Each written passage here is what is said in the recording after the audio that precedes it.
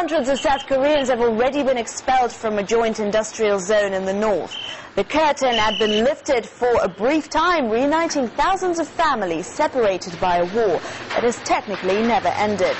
Now the chance for people to meet their relatives on the other side are slimmer than ever, as Olga Masalkova reports.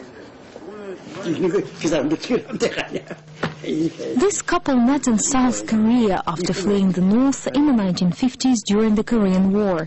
They left fearing they could be recruited by the Chinese army that was approaching their hometowns. Kim Nam-jip was 29 and Park Sung-hee was just 18. When I was leaving, I asked my father, let's go together.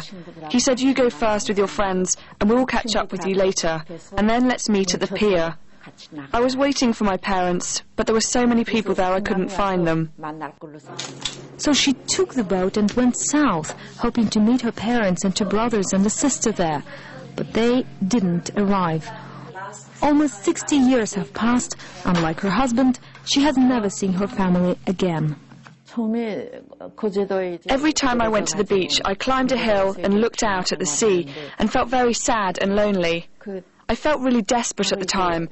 I was so angry at myself, questioning, why did I come here alone? What am I doing here? Why have I survived? It would be better if I died.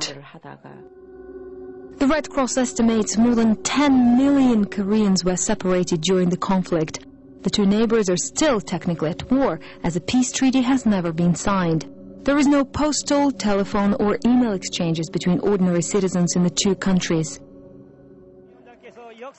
Some progress has been made. In 2000, Korean leaders agreed to establish a reunification program for separated families. Lee Won-bok was one of the lucky few invited by the Red Cross, which conducts these programs, to meet her cousin in North Korea. Around 100 other South Koreans traveled to the Kansong mountain in the north. But when she arrived, it wasn't how she imagined it would be. Their conversations, she says, were tightly controlled by the North Korean guards.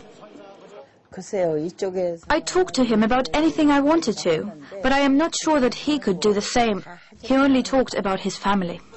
She says they were not allowed to exchange contacts, and for her, like for many other families, it has been their first and their last meeting.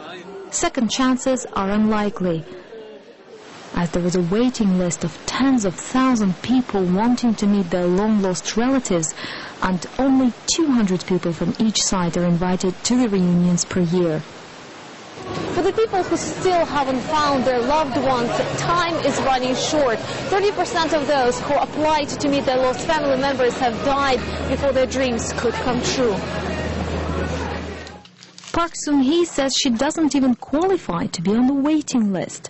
At 76, she says she's still too young. Her 88-year-old husband is on the list, but is still waiting for his invitation from the Red Cross. After the South Korean President Lee Myung-bak took office in 2008, relations between the two neighbors have deteriorated.